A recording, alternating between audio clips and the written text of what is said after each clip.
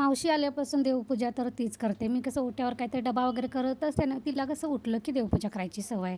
त्यामुळे आज फक्त हळदी-कुंकू मला वाहिलं, देवाला वाहिलं, नमस्कार केला आणि माझं थोडंसं 10 मिनिट नामस्मरण केलं.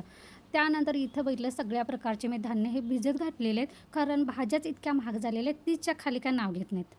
आई, मावशी असल्यामुळं सगळी कामं पटापटा 9:30लाच आवरली. त्यामुळे म्हटलं आज की नाही थोडासा एक कप्पा साड्यांचा रिकामा करून घडी करून ठेवायचा.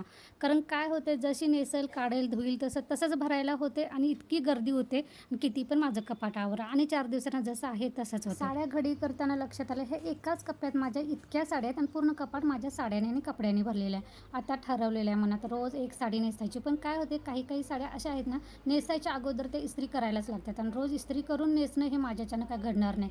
तरी पण बघूया काहीतरी जुगाड नक्की करेन. कारण चांगल्या साड्या त्याने थोड्या नेसून का असे ना वापरून काढायला पाहिजे. तर चला आज एक तरी कप्पा आवरून घेते. ह्यासोबतच आजचा व्लॉग पण मी इथेच बंद करते. पुढचा व्लॉग बघायचा असेल तर नक्की फॉलो करा आणि व्लॉग आवडला असेल तर लाईक पण. बाय.